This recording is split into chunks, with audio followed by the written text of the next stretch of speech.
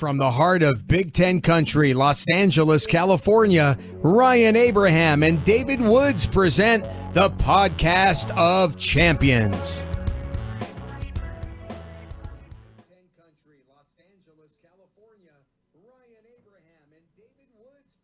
Hey, isn't it going? That's yours. That's not me, is it? Yeah, that's yours. Welcome everyone back. We're a seamless machine. Welcome everyone back to the Podcast of Champions. I'm David Woods from Bruin Report Online, the UCLA site on the 24/7 Sports Network. And I'm Ryan Abraham from USCFootball.com, the USC site on the 24/7 Sports Network. And together, we once again make the Podcast of Champions, now talking all things Big Ten football. And that is the perfect way for us to end our hiatus, where David Woods playing the audio in the studio. He's looking at me when he's supposed to start the show. And why is that coming through here? What's going on? And the unfortunate, I know that he's taking some shrapnel here. Bill Bender's joining the show. Follow him on Twitter or X at BillBender92. Does a great job for the sporting news, covering college football nationally, but based in Big Ten country and knows the Big Ten well.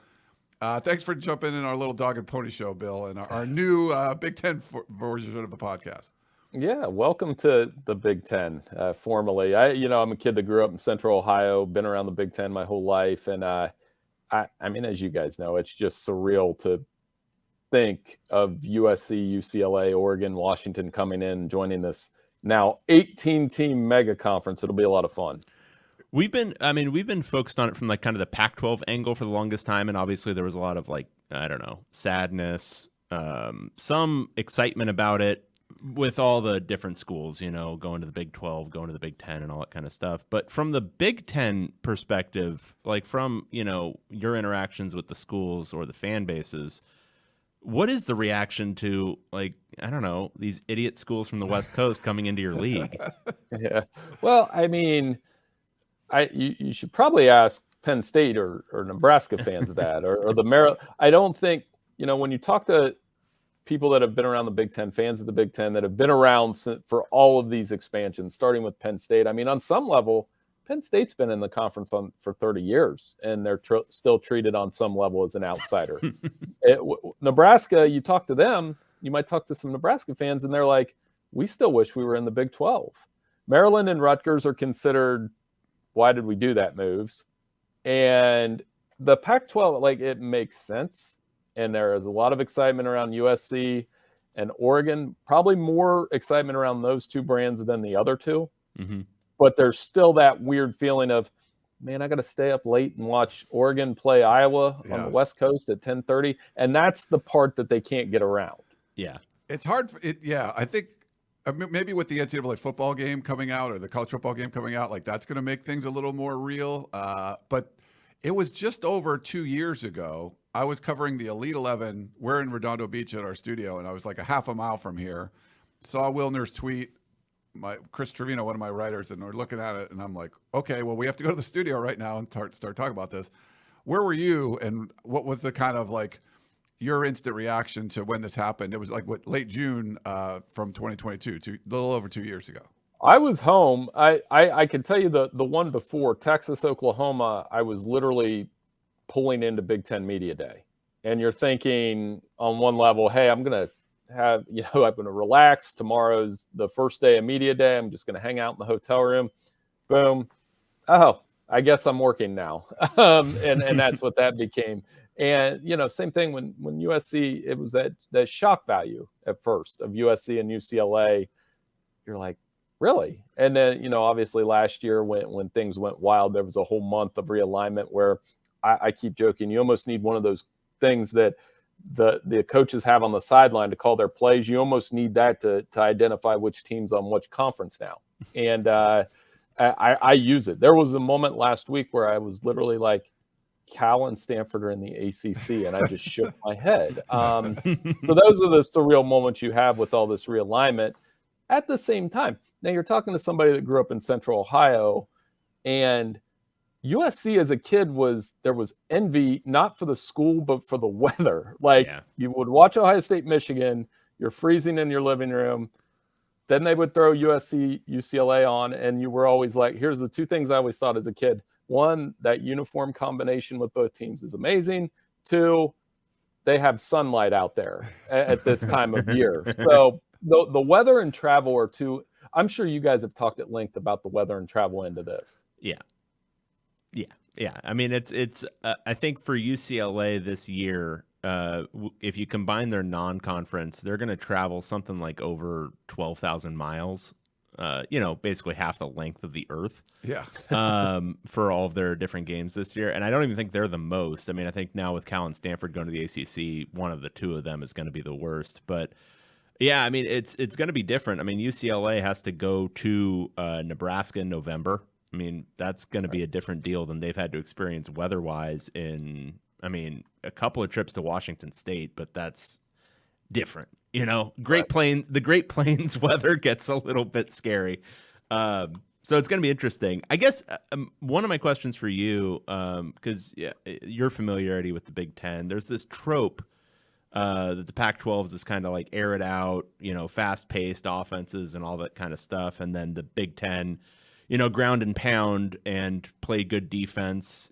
Basically that the Big Ten is all Iowa and the Pac-12 is all, air raid stuff. How much of a clash of styles do you think this is going to be for some of these Pac-12 schools coming into the Big Ten? And how do you see that shaking out? Because as much as, it's a trope that it's all Iowa, there is Iowa and then Rutgers, Minnesota to a certain extent, right. Nebraska last year. They were all very defensive and not very offensive last year. So what is your sense of how that's going to shake out? Well, the Big Ten West is definitely a trope of how their offense works, right? Yeah. With Iowa being the outlier in terms of how bad the offense was versus how good the defense really is, and phenomenal in some spots. And then, I always looked at this Pac-12 Big Ten dynamic as the September games in the past where Big Ten school goes to the West Coast and struggles. And there's records that document that, and vice versa.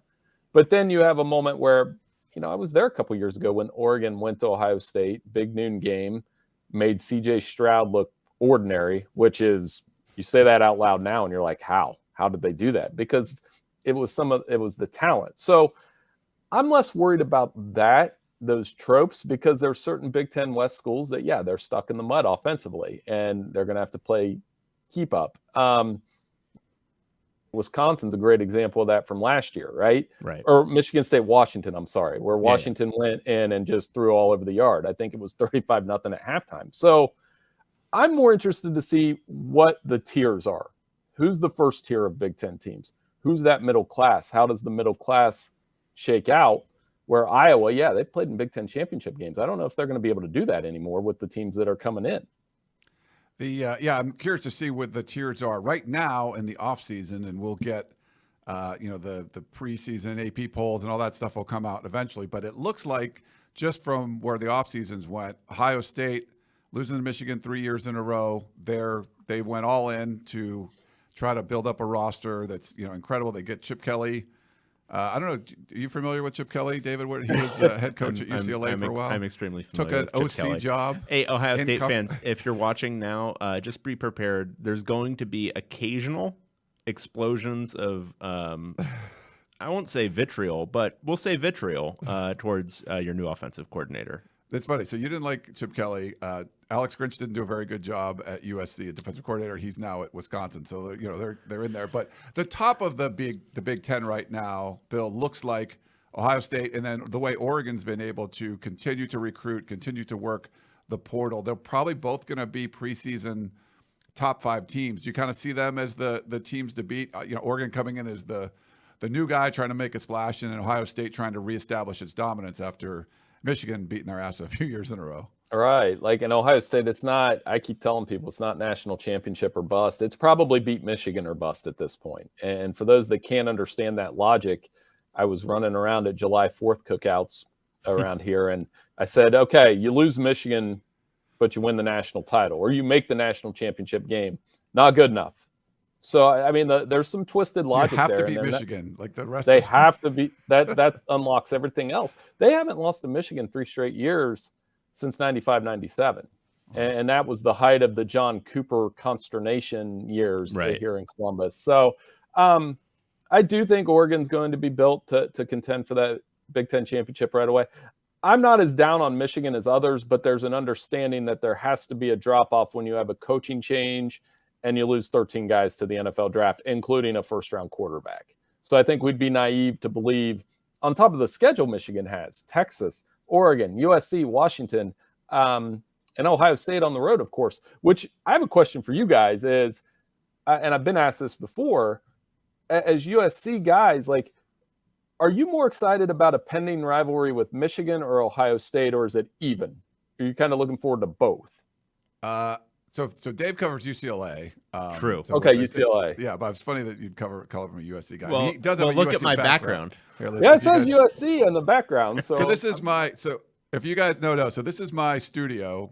So David just kind of leeches off my studio, I guess, when we come in here. So, but he has to have like a the USC UCLA background. grad leeching off the USC grad. That doesn't happen. I think from the fans from USC that I've talked to, I think there's been, I mean, kind of equal, like a lot of Rose Bowl stuff, but the last time they've played, like, they played Ohio State, I think 2009 in the Horseshoe and like maybe the year before in LA. I think the Michigan one's a little more, because I don't know the last time they went to the Big House. I'd have to take a look, and they get to go, do that this year, open Big Ten play. So I feel, and they don't play Ohio State this year. So I think there'd been more talk on Michigan, at least from the USC side. I don't know what you think, David, for UCLA. For UCLA, I think I would probably answer Michigan because it's kind of it's toe-to-toe, big public, academic minded, all that kind of stuff. Right. Michigan touts its academic reputation. UCLA obviously does as well. And I think in a dream scenario, two roads diverged in a yellow wood. UCLA post 98, takes a different path. They have the bones to be Michigan. They don't have the bones to ever be Ohio State. Ohio State's a different beast entirely. Ohio State's, I think Oregon is probably looking more forward to playing Ohio State because I think they see themselves as like, we are a football-minded institution. We are going to do this, and this is, going to be our focus, being an elite athletic institution. So yeah, I think for UCLA it'd be more Michigan.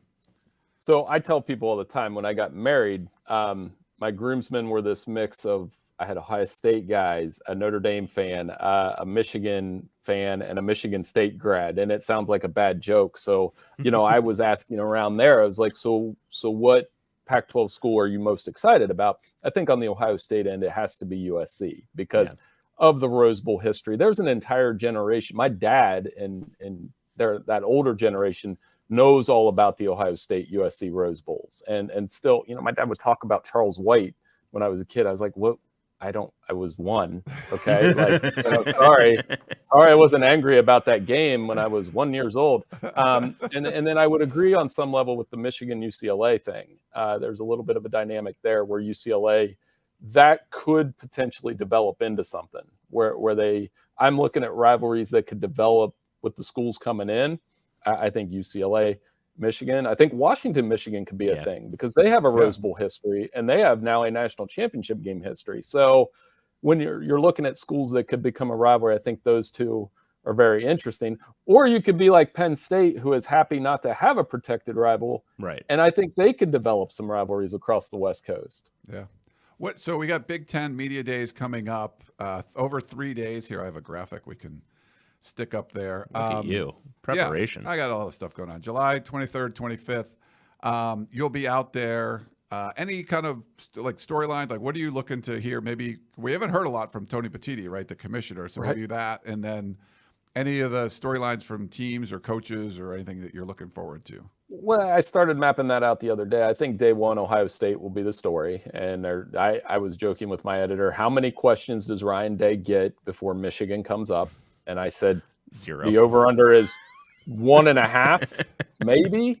Before no, let's not do the depth chart roll call. We're going straight into Michigan. So I think they're the storyline in day one. USC, there's going to be a lot of talk. I'm curious on USC for a lot of reasons because, one, that Lincoln Riley can be polarizing on a national level a little bit. I know they're going to score points in the Big Ten. I know that offense is going to score a lot of points, but I'm interested to see what the mesh is. Are the defensive issues fixed? Will Miller Moss could step in and lead the Big Ten in passing right away. Wouldn't be surprised. So I think they are definitely going to be very talked about. And when you guys went to these at Pac-12, you kind of follow the large scrums. I can tell you right now, day one, Ohio State's going to have the largest scrum. There's no question. Day two, USC probably, and then they saved Michigan for day three, right, on that graphic. And yeah, let me put it up here. Yeah, Michigan day three with like Washington and Oregon. Yeah, Michigan and Oregon. It'll be interesting to see where the crowd goes between those two. Another one that will draw a huge crowd, and then no matter what the record is, Matt Rule in Nebraska. Yeah. And where did they fit in? Because 5-7 last year, they are geographically now kind of the midpoint of the conference. And from a tradition, brand value standpoint, I mean, if we're talking when I was in high school, that was the best program in the country. And they're still trying to tap into that. So where do they fit in this new hierarchy of Big Ten schools? I'm really curious to see. Yeah. One curiosity. So I did a bunch of Big Ten kind of primers just for the UCLA people to kind of get a feel for what the teams they were going to play this year would be. And I was going through the different schedules, and obviously the schedules are insane because it's a 18-team league now. So, how you balance these things. But one really stuck out to me, which is Rutgers. I don't know how many Rutgers grads are on the scheduling committee for the Big Ten, but it's got to be an overwhelming majority because they somehow avoid Ohio State. Yeah, they somehow avoid Ohio State, Michigan, Penn State, and Oregon. Wow. So literally the top, what we would project is probably the top 4 in the league this year. They avoid all of them. And this is supposed to be a decent Rutgers team. So I guess first, how many do we think? 50%, 51% of the scheduling committee is Rutgers grads. And then 2, how are they going to balance this going forward? Because it does seem like a couple of schools each cycle are going to get just gifted absolute cakewalk schedules. Well, and that's not having the divisions anymore. Nobody is more happy about the Big Ten moving away from divisions than Rutgers and Maryland. Because you look at how I believe each school, neither one beat Ohio State in the last 10 years. And I think they each got Michigan once in the final Brady Hoke disaster year. I think they both got shut out, I think, right? So they each, yeah. So, and whenever you looked at the Big Ten East schedule, I would always kind of chuckle if Rutgers got Michigan and Ohio State back to back. You knew that second game was going to be brutal. Yeah. Because the bodies and that kind of thing. So they're really happy. And to your point, between the SEC and Big Ten, there is a lot of schedule imbalance now because it's just the way it is. USC and Michigan have incredibly difficult schedules this year. Yeah. Ohio State's is kind of in the middle. UCLA's was kind of, if you did those breakdowns, they're kind of in the middle too, right? Yeah. Like it's not easy. It's middle not to hard. Yeah, exactly. With LSU mixed in, yeah, which makes it a little bit harder. So, but USC's got LSU as well. So, I think that's going to be a thing. And when we don't do divisions, at what point are we going to have like a 3-way tie at the top with some? It's not an NFL or MLB tiebreaker. They're going to come up with some interesting math to determine which teams go to Indianapolis. We don't know the tiebreaker rules yet, right? Because I mean, like you said, there's going to be if a team like Rutgers goes 8-1 or something, and you're like, well, you didn't play the top 4 teams. They do have to go to USC and play a Friday night game at like 11 p.m. their time, so they have one. That's not going to be pretty, but yeah, but USC is going to go 6-6 this year. They right? could, yeah. Who knows? I mean, Iowa. I think their schedule is maybe not as easy as the division one that they had before, but it's not that difficult either. But do we know, are they going to announce maybe a tiebreaker at the media days, or we got to know this at some point? Well, I had the Big Ten East one memorized because I remember doing how it came. So, for example, last year had Penn State, Michigan, Ohio State all had a 3-way tie. The math would have gone down, the tiebreaker math would have gone down to, and I remember this because I know people would have rioted. It was the combined winning percentage of their Big Ten West opponents. Wow. It was some just obscure tiebreaker. So get ready for one of those. I'm going to, when I get off here, I'm going to go look it up and I'll probably tweet it to you or text it to you. That's good. Because I'm thoroughly curious how they're going to mess that up. And remember last year with the ACC, I believe there was a point in the season where Florida State, Louisville, and North Carolina were all undefeated, and none of them played each other. So it's like, imagine if they would have got to the end of the road undefeated. Now, of course, the schedule dictated it, of course. Right. But I was like, wonder how they're going to do that. And of course, Florida State obviously became the center of the biggest controversy of all at the end of the road. Yeah. One final one from me, and then I know you've got to get on a call with the Big 12 Media Days. But what do you think of Indiana hiring Curt Cignetti from JMU? What's the, I don't know, any buzz about that hire at this point? Any buzz coming out of spring that you're hearing regarding Indiana? Because I know what he did at JMU was pretty impressive. He did, and then he came out. So I'm looking this up as we go. He came out swinging, right, at Ohio State and Michigan, and a couple things worth knowing here when you do that. Indiana hasn't beat Ohio State since 1988. I had to make sure I got that right. 41-7. I'm old enough. I am actually old enough to remember this one. Anthony Thompson, remember him? Played with the Cardinals in the NFL, running back. Those teams were pretty good. So they haven't beat. Let's start there. They haven't beat Ohio State since 1988. When you pull up Michigan, I think it gets worse. It's so they haven't beat Michigan since. Let's scroll down here. I know it's bad. And they had a couple shots at Michigan in recent years in Bloomington where they should have won. They haven't won against Michigan since 1987, 14-10 in Bloomington. Haven't won in Ann Arbor in haven't won in Ann Arbor in like forever. So for him to come out swinging, it's a little bit of, okay, the confidence is great. And I think he'll develop quarterbacks. Liked what he did at James Madison. Like that maybe he'll bring Indiana to get serious about football, because if we're being honest about it, their basketball team hasn't won anything in a very long time. So very curious to see how they do there. All right. Well, we really appreciate. We'll get some applause coming for you.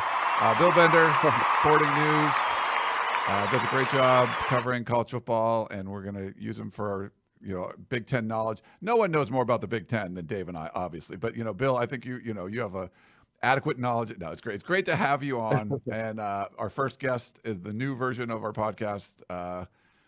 Join the Big Ten. We said, like, coming at you from the heart of Big Ten country, Los Angeles, California. That's what we're doing now. But thanks again, really, for coming. All right, let's make it a regular thing, guys. This was a lot of fun. I enjoyed it. And again, welcome. Hopefully we can meet. I know we're going to get to meet down the line. I'll be really excited about it. I appreciate it. That sounds Absolutely. good. Thanks, All Bill. right, Bill Bender doing a great job there. Thank you so much for coming on. We'll take a quick break and we'll come right back and talk a little bit more Big Ten football. Back in a sec.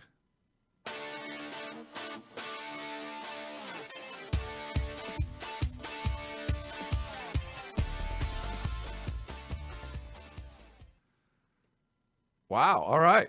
How was your break? It was good. We are back. Do we? I don't think we could play like Slim Shady and Guess Who's Back. No, I don't think we have the rights. We would get dinged. But that's what's going on. You could sing it probably. I could probably sing it. Yeah. Guess who's back again? We are back.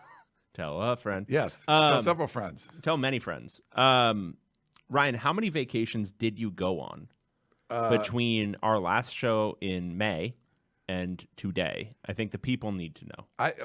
Well, several. I was in Hong Kong. Uh-huh. Then the Philippines. I flew through Guam. I didn't really vacation there, but I was in Guam. I just flew through. Hawaii. Uh-huh. A couple times Catalina.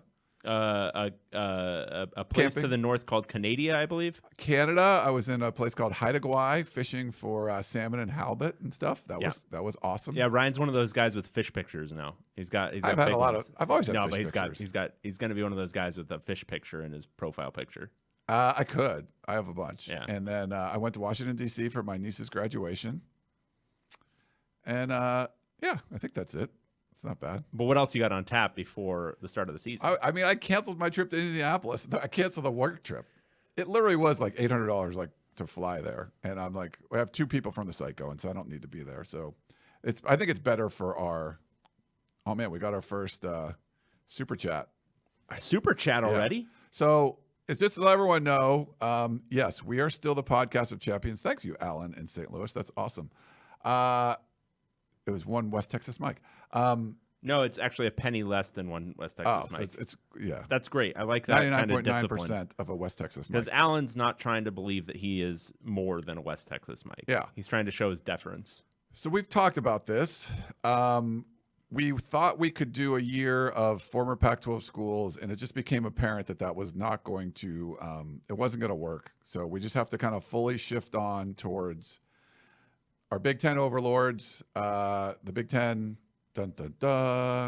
whatever, Big 18, whatever it is. So we hastily put together some graphics. So if you see the bottom of your screen, I put that together. I don't know if you can see it, David, but I see it. And David worked on adding the Big Ten logo. We just we might update that. I want to do a shout out to Roger Lodge of the Sports Lodge, and if you remember, one of the original like reality like dating shows, I think the first one ever, called Blind Date. He was the host of that back in the day. He did our intro. I'll play it for you guys again if you want. From the heart of Big Ten country, Los Angeles, California, Ryan Abraham and David Woods present the podcast of champions. So good stuff from Roger. David doesn't understand how that works, obviously. No. This guy has changed this so many times where sometimes I can hear things, sometimes I can't hear things, sometimes it pipes in, sometimes it pipes out. Did you have your volume on and the show on while we were starting the show? Look, I'm not here to talk about the past, okay? You totally I have did. no recollection of the event in question. Yeah. So okay? We've changed some things. We'll probably still do some tweaking, but we at least have like a basic intro and a little updated graphics. The show is still called the Podcast of Champions. We've updated our YouTube page, and so our feed on any of your podcasting platforms should be exactly the same. The YouTube page is the same place where it was before. We've updated. We've got some new URLs. There's no more blog. So we might do something with that later, but the blog is... Ryan finally realized that nobody goes there. It was a pain to kind of update and stuff. And since I have to do it all, I'm going to cut some... I won't say you have to do it all. I would say 97.3%. The amount of West Texas mic percentage that Allen in St. Louis was, that would be what you did the 0.1% on the other side.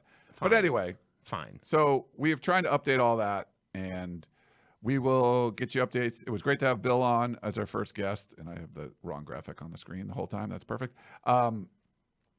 Yeah, and we can still take comments. I've been putting up comments as we go on the YouTube page, and then we did have a question. One of the comments about this was from Alan, actually. He said, I've been gone a while, but a very important question. What POC sound effect will the Buckeyes have? Yes. So we have to do that. Yeah. I think we need a sound effect for every Big Ten school. All right. So this is going to sound like a dirty question, but it's not intended that way. Yeah. How do you do a sound effect for nuts? I mean, it might be. I mean, it can be dirty. Like but a nutcracker? But then it's cracking nuts. Yeah. Then you're hurting the nut. I think like nuts falling from a tree is not a distinct sound. True. Right? We have to figure this out. But cracking peanuts? But again, cracking. Yeah, but you're trying to get to the juicy innards, right? Yeah. They're not juicy. They're very dry peanuts. Growing up in Western Pennsylvania, like they would fall from trees. Like but it's not a distinct Buckeyes. sound. What is it like? But they had like a coating, like you had to break into it. It looked like a Sputnik kind of thing. That was like an outer coating with like little spikes on it, and then inside was like the Buckeye, and they were all shiny and stuff. A very good reference that everyone gets, a Sputnik type thing.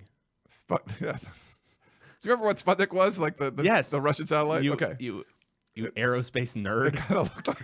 Were you one of those like NASA nerds who No, I love this stuff. I love watching rockets go off. Yeah. My brother was. He loved it. Oh. Yeah, we got to. So we have to figure out the sound effects of a lot of that. We'll do it. And we'll figure out a way.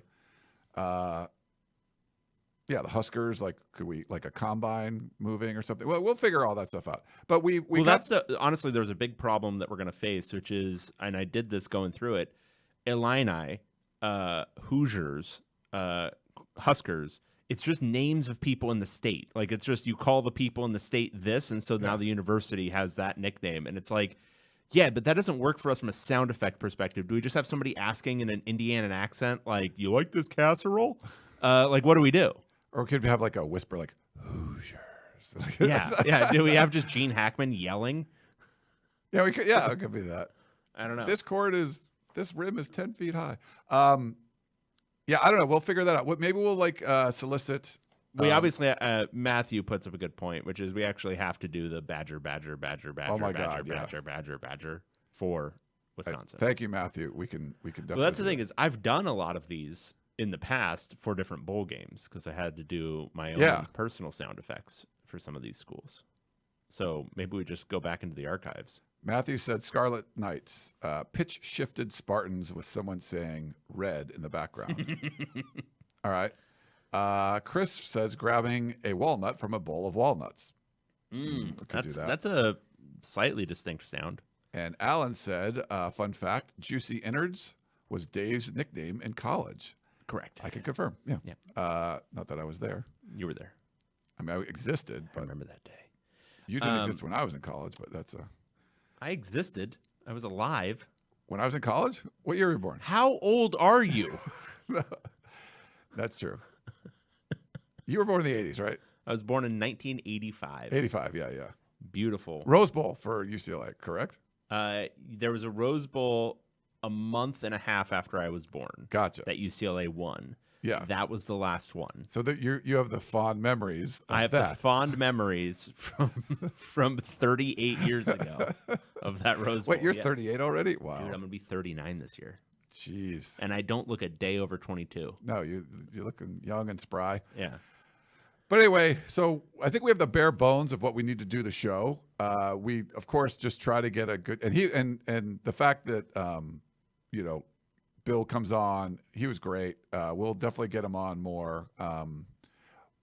There doesn't seem to be like a lot of there's a lot of team coverage, but not necessarily conference coverage. So sort of like what we started doing this in the Pac-12 side. I'm sure now after we create this and people are like, wait, they're doing a Big Ten podcast? They're terrible. We should do one. I think we will create a whole bunch of new Big Ten podcasts. This is the mediocre podcast that launches 1,000 ships. We launched. I mean, there was more Pac-12 podcasts than any other conference just because that's how bad we were. And everyone's like, well, if they can do that, we can definitely do better, which we don't disagree with you. We do have to, administrative items, we're going to do team previews. So if you are a Big Ten fan newly watching this show and you're still here at this point, first, I applaud you. You have tremendous discipline, stick-to-itiveness, and I admire you deeply. Second, we are going to do team previews. We're going to start doing those. We're going to try to bring on Big Ten publishers for the 247 sites. We did this pretty consistently with the Pac-12. Generally, it's pretty good stuff. We've already done Oregon and Washington, and obviously we've done USC and UCLA. We'll link those somewhere so you can find them. But we want to focus on the remaining 14 Big Ten schools. So probably over the next 7 weeks, I think there's just 7 weeks left until the start of the season. So we will do that. We will have team previews, probably 2 a week of each of these schools. And if we can't get somebody from the 247 sites, we'll try to find a beat writer or something who covers the team. Yeah. Does anybody cover Purdue? Do we know? I think some people do. Yeah. Hey, go Purdue. Big Bob says, and thanks for everyone that's in the chat. We appreciate the comments. I need some advice, actually, from Big Ten fans out there. If you're listening, if you're watching, I'm new to this league. We're the foremost authorities on Big Ten football. Right. So in the olden days, when I covered the Pac-12, I could always use Cal or Stanford as punching bags because they have no fans. None of them are listening to the show. Obviously, Northwestern is probably in that group, but I need to know who are the ones that you can just rip on that nobody cares about at all. Because I just dropped a Purdue one, but I don't know. Maybe there is an iron hardcore of Purdue fans who are like, no, screw that guy. I'm never listening again. Yeah. So I need your advice. Who are the ones that I can just insult without causing any repercussions? Okay, I like that. Big Bob says, RIP to the truck stops crew won't be missed. Are they?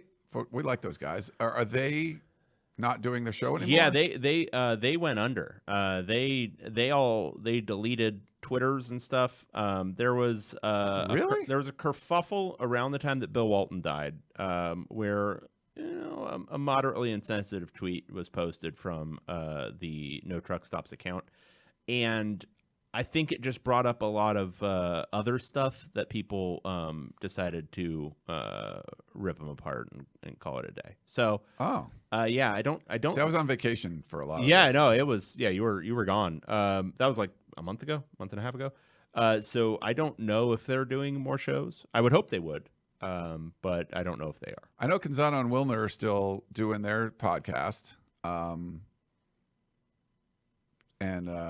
Yeah, I don't know. I know George Reister, they did theirs. They had the Pac-12 Apostles. I'm not sure if he has his own like show, I think, but see, I don't know. We'll see where we're going. But we're moving forward.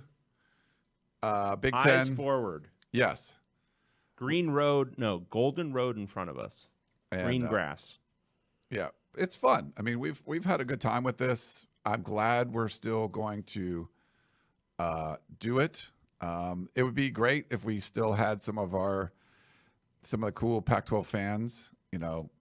Like Shane is a Washington fan, so he could probably stick around. But you want the Zodiac Killer to be here, even though he's going to be following his team out to ACC country. But yeah, so we'll keep doing this.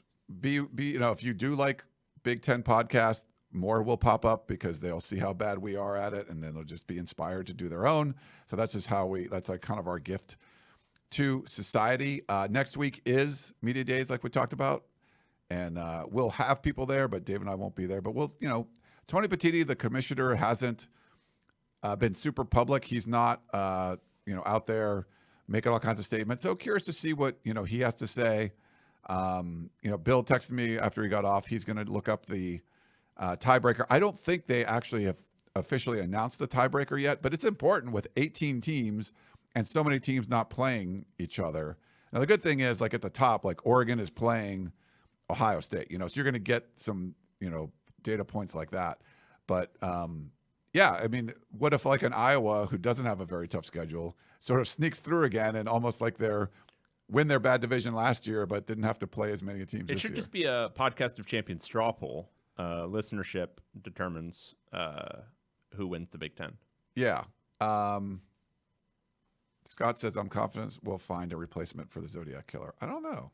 We need him. He's got to come around. He loves the show. He'll come still around. Be here. Our power rankings are going to be a lot of fun, I think. Yeah. 18 teams we got to rank, and we know them all very well. I'm very familiar with all of them. I've watched an insane amount of Indiana football. Yeah.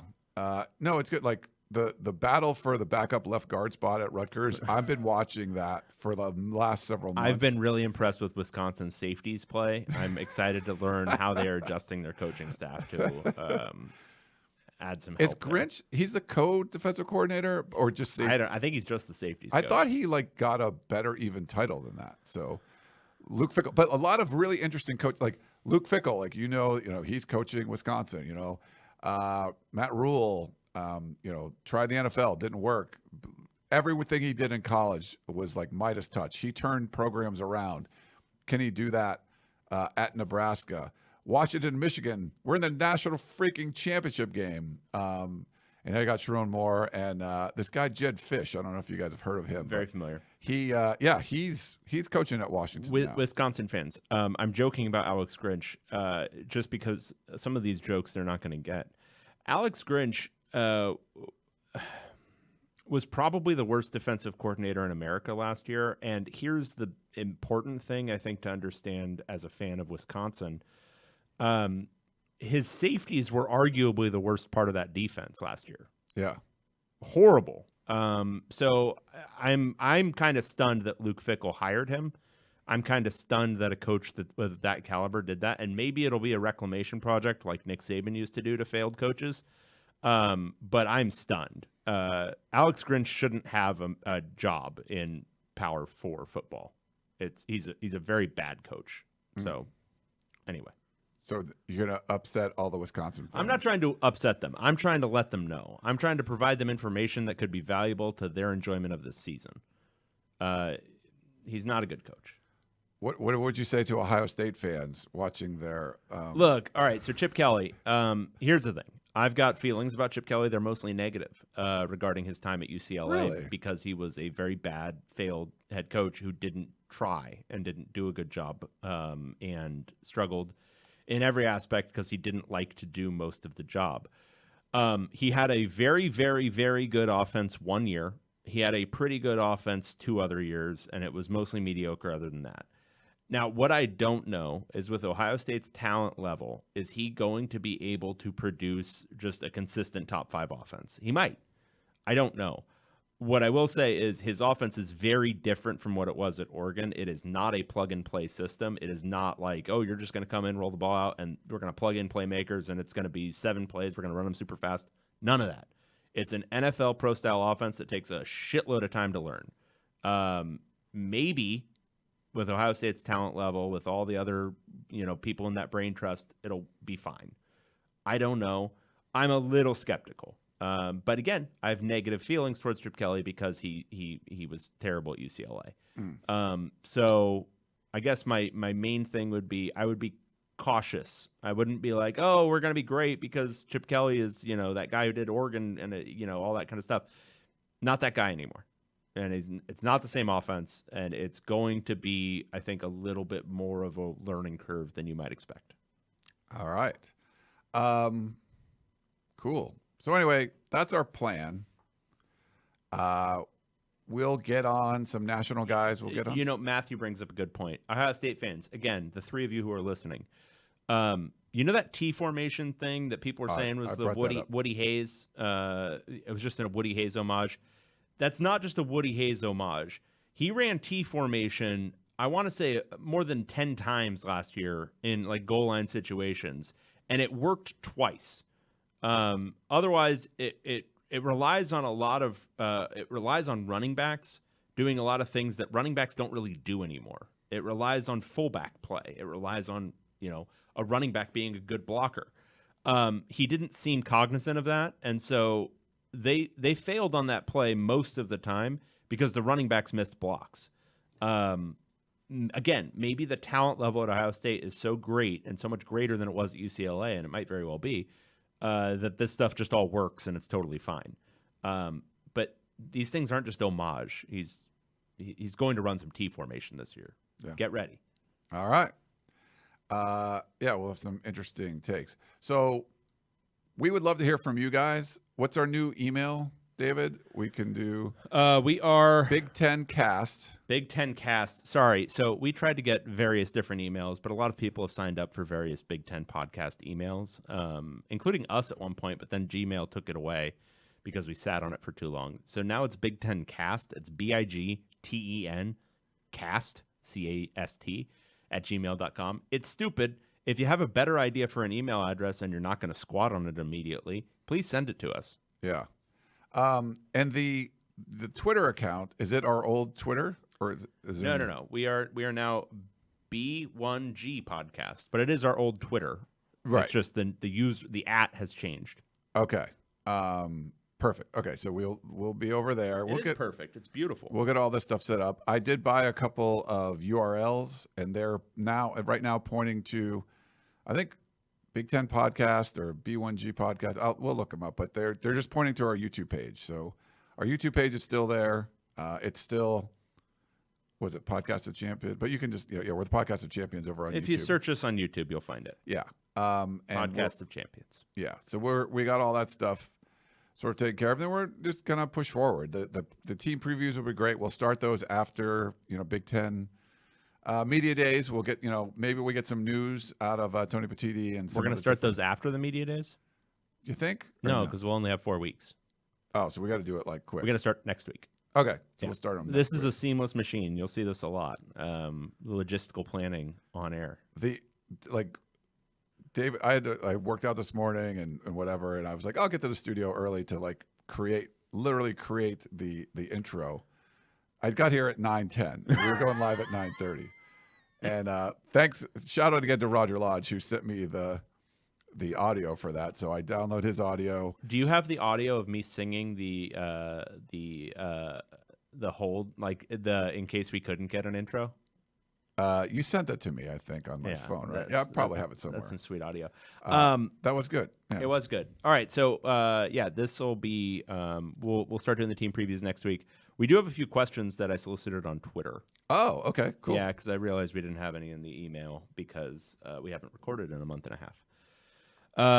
So we have one from @SC_Ute. With the move to Big Ten country, can you pick a classic Midwestern hot dish for each head coach of all 18 teams? No. No.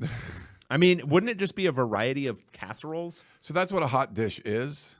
It's a casserole. So Right. like one of my best friends from college, he introduced me to hot dish. He's from the Minneapolis area, and his mom, had the accent and everything, and she would make a hot dish. I have the recipe at home, but it's basically just like a casserole. I mean, there's different kinds. There's noodles, cream of mushroom soup you're putting in there, and like some, maybe ground beef, whatever, some veggies.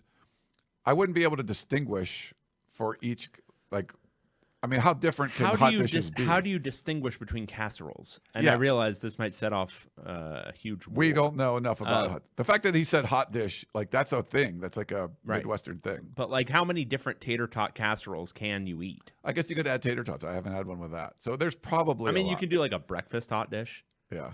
You could do an Italian hot dish, but that's just what we call lasagna here. Yeah. So I don't know. Would the LA one be like a sushi hot dish? I don't know. Probably some kind of Mexican one. Sushi hot dish. Ooh. Matthew says, how was the first question not Disney princesses for all 18 schools coaches? Yes. Obviously, that's a failure Honestly, on all your need part. to get a lot more familiarity with these personalities. Yes. And I think it's going to come. So I think It's hard to do that when we just... if you noticed, I asked real questions of Bill Bender because we're going to try to be, I'm not going to say serious. Serious is the wrong word. Serious is definitely the wrong word. But we're going to be trying to learn along with all of you while we go through this season, particularly because, we've followed the Pac-12 for many years. We're very familiar with the Pac-12, but the ins and outs of Rutgers football or Maryland football or even Ohio State or Michigan, it's still a learning curve. So we're going to try to be educational and learning. So we will get into that with the team previews a lot, just kind of diving into some of this stuff. But the main takeaway is I'm not familiar enough to tell you which Big Ten head coach is most like Jasmine. I will say Ryan Day reminds me of one of the 7 dwarfs from Snow White. So it's a princess adjacent. I'm not sure which one. Honestly, what he reminds me of is actually one of the dwarves from Lord of the Rings, and I'm just applying it to Disney. He's got kind of that look, right? Is he a Thorin? Yeah, he's something like that. If he had a much bigger beard. Thorin was the leader, I think. Yeah, if he had a much bigger beard, he would fit in the Mines of Moria. Digging for things that should be left, undiscovered. Yeah. In the Great Pits, so you don't waken a Balrog. Nice. So maybe the first question in each of our previews is, what hot dish would your head coach's personality portray? Which hot dish would the Disney princess who best encapsulates your... Yeah, you have to give a princess and the hot dish. So that is Snow White making a tater tot hot dish. That's the Coach X or whatever. Okay. Fun. All right, what other questions we got? We've got one from Smitty the Clown. Can Oregon State or Washington State make the playoff without a conference championship game? This is a question from outside of the conference that we cover, the Big Ten. Can Oregon State or Washington State make the playoff? Okay, so big Pac-10 or Pac-12 media days are actually going on in Vegas this week with the Big 12. They're kind of, there's only 2 teams, obviously. The schedules are not going to be looked at as... Oregon State's is... They play Oregon and they play Purdue, but those are the only ones outside of the and Washington State, but those are the only ones outside of the group of 5. Yeah, only 2 Power 5 games. They do not qualify for the group of 5 spot. They're winning the conference of 2 teams will not qualify them as a conference winner. That could be say the Big 12 conference winner has 4 losses. Yeah. and Oregon State goes 11-1 and wins the Pac-12, like that doesn't count. So they don't get an automatic, or they wouldn't be considered for that. They have to be an at-large team. So I think in either of those cases, it would be like an 11-1. I don't think 10-2 would get you in with either of those schedules. So I think if you go undefeated or 11-1 and you beat the Washington or the Oregon on your schedule, then I think they could make the playoff. And there'd be a really good story. And I think there would be a lot of sentiment behind them, but I don't see either of those, that happening. But that, to me, that's what it would take for them to make the playoff. Makes sense. All right, then we've got one from Moneyline_Ray. Is the Minnetonkan row the boat mantra getting old for the Golden Gophers? I actually had occasion to learn a little bit about this because PJ Fleck was varying levels of interested in the UCLA job. Okay. And there's kind of a divided opinion. I think some people in Minnesota are pretty happy with what PJ Fleck's done. Yeah. For the most part. Some people are getting a little bit tired of it, and he might be looking for, golden parachute way out at some point. But how that amount, I think for Minnesota, he's been pretty successful. If you look at, Minnesota's recent history, he's among the most successful coaches they've had.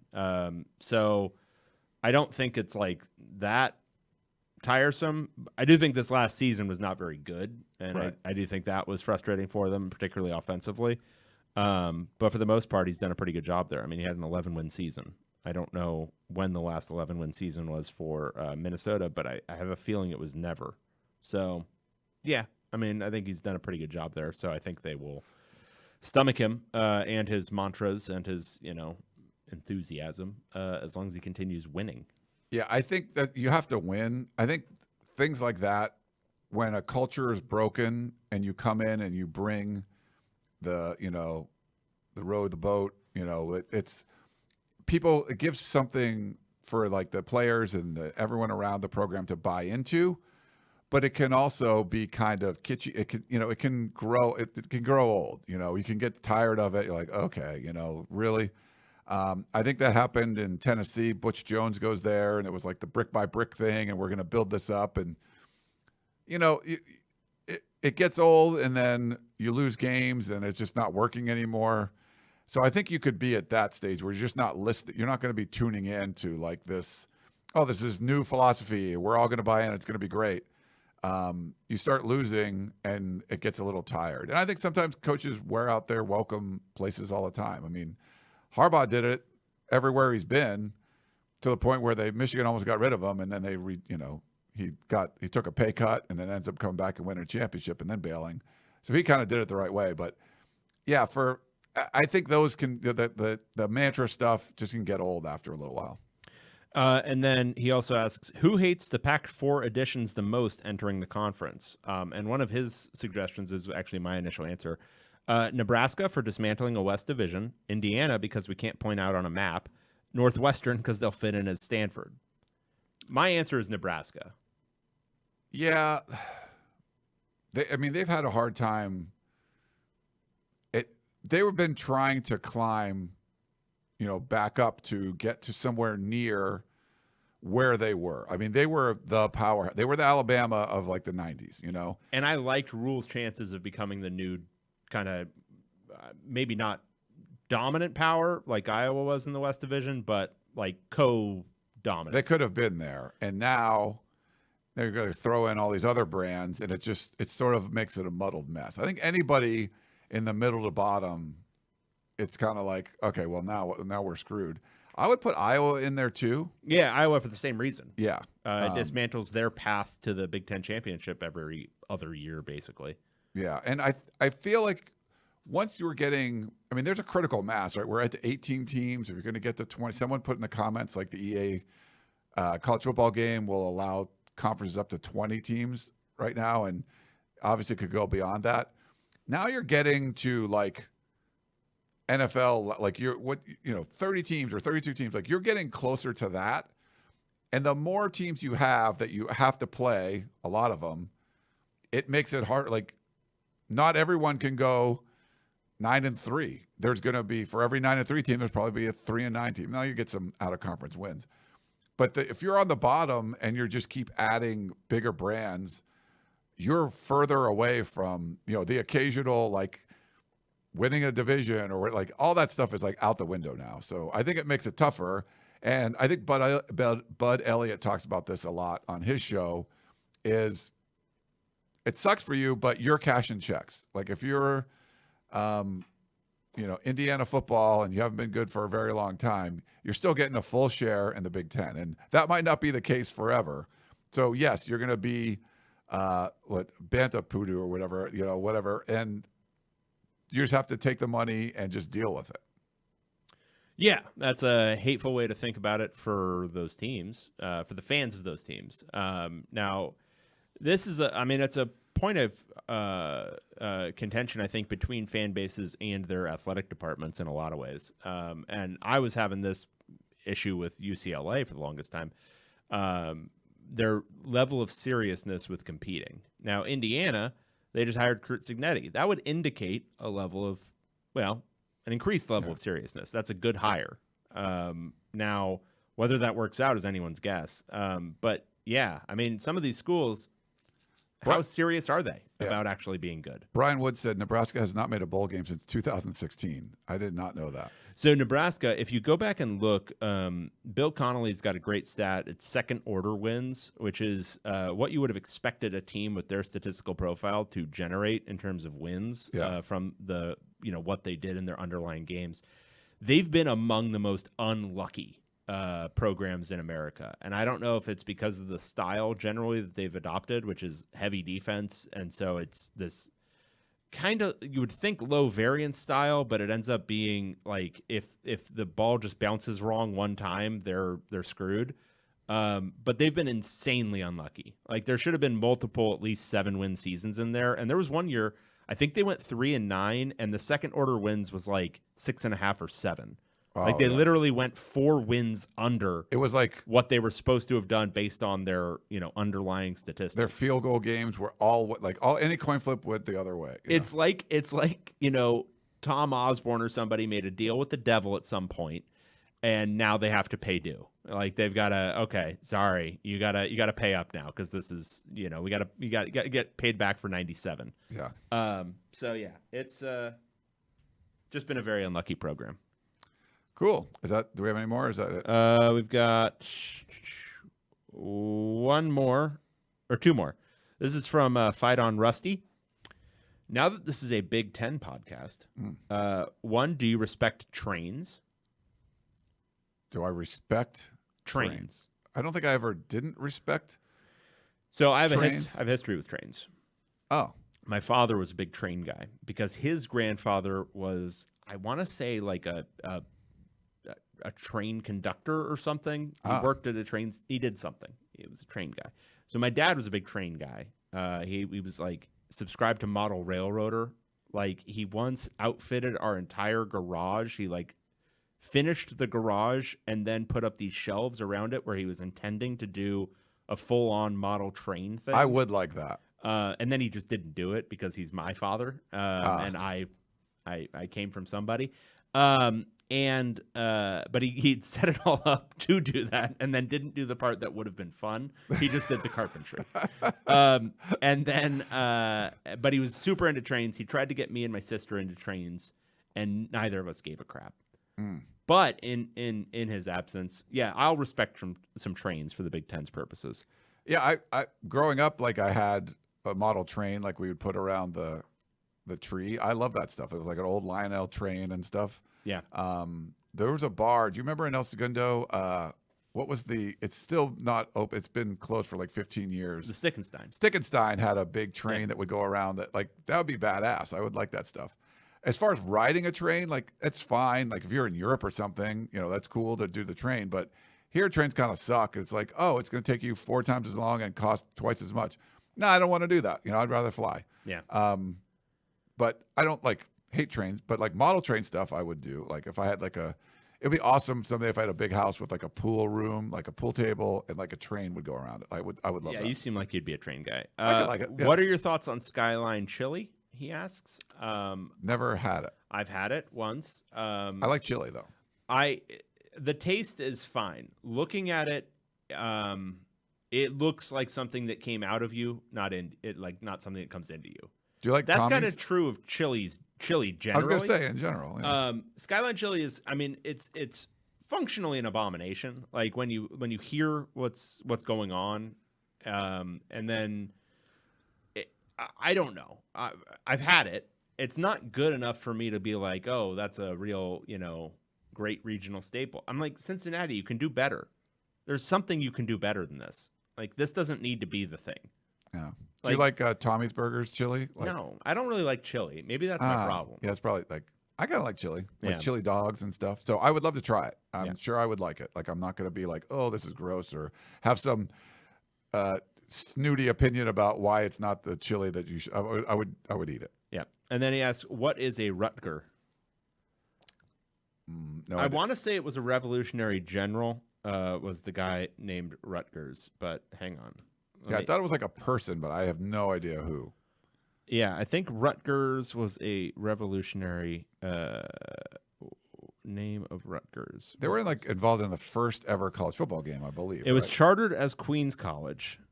And then, Colonel Henry Rutgers. Damn, what a pull. What a pull from this guy. That's why we are the foremost authority on all things Big Ten. That's right, baby. He was a hero and philanthropist from New York City in the Revolutionary War. Motherfucker lived for 85 years. Damn. All right. Back then, that's like... Yeah, damn, that's like living like for 120 living today. to 170. Yeah. That's not how it works, actually. The main difference is that childhood mortality was much higher back in the day, and so it lowered average ages. But people generally, if they got past 40, they lived about as long as they do now. Interesting. Okay. And then we got Tom, Mr. TPSM. Does a team other than Ohio State or Michigan win the Big Ten this year? I think... Yes, Oregon. Oregon's winning it. I kind of still think Ohio State's going to win it, but I think number 2 would be Oregon. I think those, like... Mr. Embattled Ryan Day, I think, is going to explode into a supernova if he wins a game by fewer than, 7 points this year. He could. He's so embattled. Like that speech he gave after whoever they beat last year, Penn State, where he was like, nobody believed in us. We're a tough team. That's a tough team over there. That was ridiculous. You're Ohio State's head coach, and you've lost 8 times in your entire career. You don't need to feel this embattled. You should be confident. But 3 of those 8 were to Michigan. I know, but you've got to project confidence. It's a football is a strategic game. It's a tactical game, but it's also an emotional game. Yeah. And if you're if that's the emotion that you're embodying, which is I'm feeling really put upon, and your team is a team that's losing twice a year tops, they're gonna feel discordant with that message. The message should be, well, look, we're gonna beat the hell out of everyone, and chips fall where they may. Occasionally, the ball might not bounce our way, but we're gonna beat the hell out of everyone. I would like quiet confidence from the Ohio State head coach, not I'm a very emotional kind of whiny guy. Bill had a really good point about it's all about beating Michigan this year. We know that Ryan Day has lost to Jim Harbaugh. Well, last year it's Sharon, but 3 years in a row, right? It's very tough. But 2 years ago, they were a field goal away from winning a national championship. They would have beat the crap out of TCU in the championship game. And they could have had a chance to rematch against Michigan, which would have been funny. But that would be a really interesting thing where national champion Ohio State, literally national champion, but you still lost to Michigan, and where that sort of sits. I'm not kidding. The guy has lost 8 times. He's 56-8. Yes. 39-3 in conference. Yes, he has lost 3 times to Michigan. Those are the only times he has lost a conference game. Project some confidence, bro. Yeah. I don't care what your donor base is saying to you. You don't need to respond to them in public on a national TV broadcast. You do that privately, but you say, yeah, we beat Penn State. We're really good. Yeah, but to answer the question, I'm still going with Ohio State because I think Michigan will take a step back. How big, we'll see. I think the way Ohio State added this offseason has been absolutely crazy, unless Chip Kelly sort of like disrupts things, or he could be an asset, but he could be, could be a hindrance there too. I'll say this: he was unnecessary. You didn't need him. Right. I think they've almost added to the point where they keep adding dudes that are unnecessary, but they have so many guys. And then, Oregon has done the same thing. It's such a good offseason. They're just so much momentum, but it's like, I think coming in as the new guy, if Ohio State wasn't going bananas in the offseason, I think I would pick Oregon. Like, I like their roster the best. I feel like people are sleeping on Oregon, which is a weird thing to say about How? the team No that way. is preseason number 3 in the SP Plus. But like Dylan Gabriel's Heisman odds are way too low. Like what? He's not that big, and there's people that are not Willie as high on him. Cauley-Stein did after transitioning from the NBA to being an offensive coordinator with Bo Nix, basically mitigating all of his issues as a player and turning him into like a hyper efficient quarterback. Dylan Gabriel is going to be stunning in that offense. And I think what they're going to do this year, I think, is going to be the talent level on that roster is probably top 6 in the nation. It might be better than that. Yeah. But Ohio State is like 1. That's the problem. But they've got an embattled head coach who whines about people not thinking they're tough on national TV after he's lost a total of 8 games in his career. They've got Dan Lanning, who I'm a huge fan of. I know people don't like he's aggressive on 4th down sometimes, but I'm a huge fan of his. I think they're going to be really, really, really good this year, and I think they're my pick to win the Big Ten. Hold on. Jeez, I'm an idiot. Did you call him Dan Lanning? Well, I can't do it yet. I gotta introduce things a little bit. He's Land Danning. That's his name. That's how we say his name. Yeah, his name is Land Danning. All right, we got one more, actually. Okay. This came in from NoCal Matt. Should I be more excited about Piscataway or Iowa City? I would be more excited about Iowa City. I'm more excited to watch Iowa play football, which is an odd thing to say, yes. I would be more excited to go to Piscataway because of its proximity to New York City, which I think is the only reason to be excited about that trip. Right. But that, like, if you're talking about a college football experience, like you go to New York City for like your anniversary or something, like Iowa City is like a college football destination. Yeah. So here's one thing, and this is a thing that we got used to with Pullman, but really only Pullman, where it's kind of a pain in the butt to travel to it. A lot of these Big Ten towns are tough. Like getting to State College, like getting to Happy Valley. That's probably the hardest. That's one. insane. It's an insane process to do it. Like you literally, so there's an airport there, but the size of plane that you would need to fly nonstop from Los Angeles you can't handle it. So you could not get there, like just fly there. If you have a charter flight, like you can't even just fly into there. Well, and we ran into this a little bit with Eugene and Corvallis, which is if you don't stay in town, it can be a pain in the ass to drive back to Portland after the game. Oh my God, that's the worst. But I think we're running into that with like 5 of these Big Ten schools and also, 50,000 more people are going to the game. So it's even worse on the roads after the game. Yeah. So, yeah, I mean, I think maybe getting used to the idea of like spending a couple of days instead of doing like surgical strikes into these places for these games, and also staying in the town as much as you can. But that raises prices, I think, through the roof for a lot of people. Yeah, I think there were some national writers like with early in the season, Colorado traveled to Eugene and everyone was covering that game. And you see the people, they're like, I am on a freeway, we're not moving, and it's 2 a.m. or whatever it was. Yeah, you don't like, move. It's like you're just trying to get back to Portland. It took me, I want to say, I went to an Oregon State game, and it took me, and this was Oregon State. I mean, it was UCLA at Oregon State. It was not like a sellout. And I want to say it took about 3 hours to get back to Portland from there. Wow, It was nuts. So we're going to experience some of that stuff. My first travel for Big Ten, I actually bailed on. I'm like, I'm not spending $800 on a ticket. I don't need to be there that bad. I got my people going. So I'm sending them, but I'm like, I don't know. So there'll be a lot of that kind of stuff. You're like, that's a really expensive way to get to a game to cover. But we'll do it. We got to do it. It's just that's part of the change in model of everything with this, the Big Ten and all that stuff. Well, this is our first Big Ten podcast. I thought it went well. Yeah. We're a Big Ten show now. We are. You can still leave us a 5-star review. No, you must actually. Just because we took 2 months off from recording doesn't mean you get to slack off in the review mill. We need those 5-star reviews, and we need them now. So get in there. We don't care what you say. You can say insults. You can say bad things. You can say, if you're a new listener, a Big Ten listener, you can say, these guys clearly don't know anything about my school. In fact, they threw out backhanded insults that I don't even know they're aware they threw out.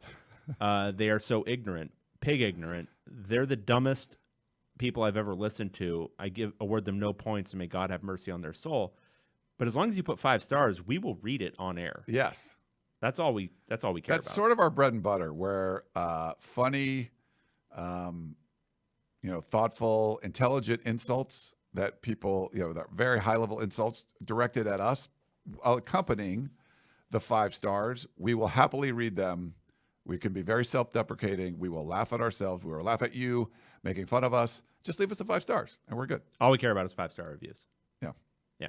We've bribed people. Yeah. We were giving away jockey gift cards. We did a lot of those. I wouldn't call it bribery. I would call it content rewards. There was was carrot stick where we're just doing content rewards. Yeah, I feel bad when we have to find some new Big Ten sponsors. We loved our jockey sponsor guy. Like, we literally, if you guys don't remember that, the Pac-12 announced a partnership with Jockey, and we're like, they're going to be our apparel company, and we're like, it's like Yogi Roth's going to be on air in underwear, like, what's going on? And we get an email from Jockey, and they're explaining they've had so many like brand ambassadorships over the years. I think Babe Ruth was a jockey guy back in the day, and they have other clothes. Now we have a whole lot of jockey But you know stuff. what Babe Ruth wasn't? What? A jockey. He was not. No. He was a big guy. It would be hard for him to ride a horse. Yeah. Maybe 2 horses. He could like stand on each saddle. But that jockey was great to us. So maybe we can find someone in the Big Ten. I still have a lot. I'm wearing jockey underwear right now from that, and I got polos. We got all kinds of cool clothes. I'm also wearing jockey underwear right now. Yeah. We wear jockey underwear.